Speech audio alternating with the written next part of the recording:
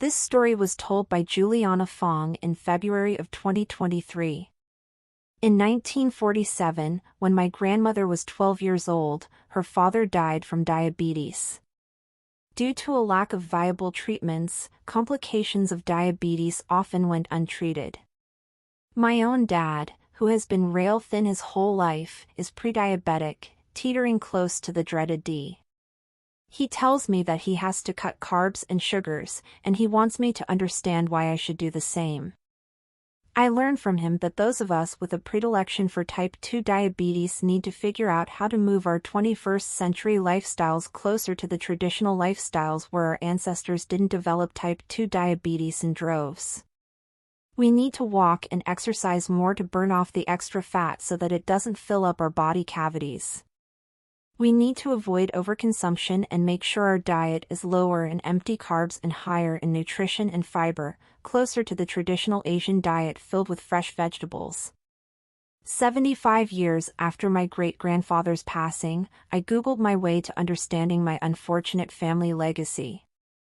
When someone has type 2 diabetes, while they may have basic bodily mechanisms in place to regulate their blood sugar levels, there is excess sugar in their bloodstream, and their cells don't work efficiently enough to use it. The extra sugar unutilized by their cells turns into fat. This part of the story is where my family's Asian ethnicity comes into play. Those of us with Asian heritage are at least 30 to 50% more likely to develop type 2 diabetes than persons of European descent. Only recently has science begun to unravel the mystery of why that is. A key culprit lies in the type and location of our fat. As a group, Asians have lower BMIs than Caucasian people, and that's why, like my dad, we often fall well within the standard healthy weight and height charts our doctors use. However, Asians actually have a higher percentage of fat than Caucasians.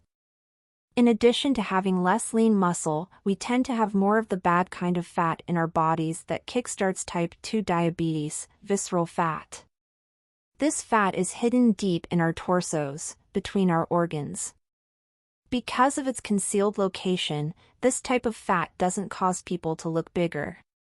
Meanwhile, subcutaneous fat, which is located just below the skin, is more visible. Ironically, although subcutaneous fat makes a person look larger, it's actually considered good fat by physicians because it doesn't cause diabetes. Caucasians tend to accumulate subcutaneous fat before they accumulate visceral fat. Asians, on the other hand, tend to accumulate visceral fat over subcutaneous fat. This is one reason why a young Asian person who appears thin could have elevated blood sugar levels and even be diabetic. Modern science, including the study of genetics, is helping to unravel the mystery of why there is an epidemic of type 2 diabetes among Asians, both in the United States and in Asia.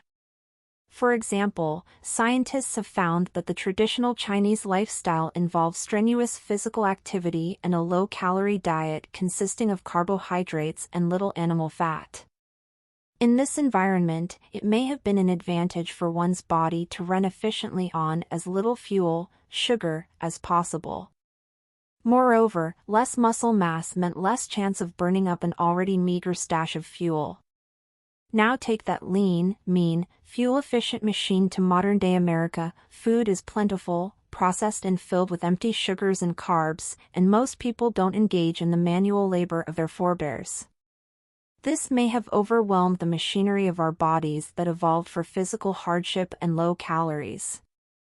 Furthermore, this emphasis on overconsumption and lack of exercise has started to spread to countries in Asia as well. The resulting type 2 diabetes epidemic has made us Asians victims of our own prosperity. The legacy of type 2 diabetes in Asians can be compared to that of sickle cell anemia in people of African descent. In people of Asian descent, having more visceral fat and less lean muscle mass may have been helpful in times of famine, but these traits have led to problems like diabetes in more prosperous times.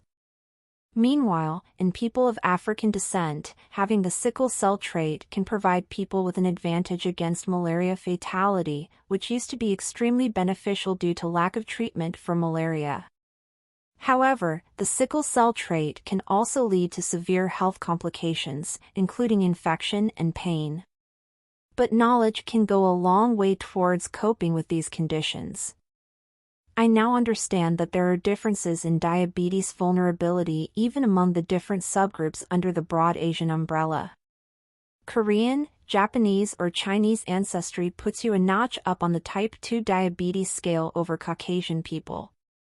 South Asians, Pacific Islanders, and Filipinos are generally even higher up on that scale. The point is that we all need to be aware of what our own ethnic heritage predisposes us to so that we can take action. As an Asian American, my hope is that during my lifetime, medical research will find ways to diminish my susceptibility towards metabolic syndrome and type 2 diabetes. In the meantime, I'm looking everywhere I can for small lifestyle changes to improve my odds for fighting diabetes, whether it's simply swapping a sugary frappuccino for an unsweetened iced tea or taking a few laps around Meyer Green.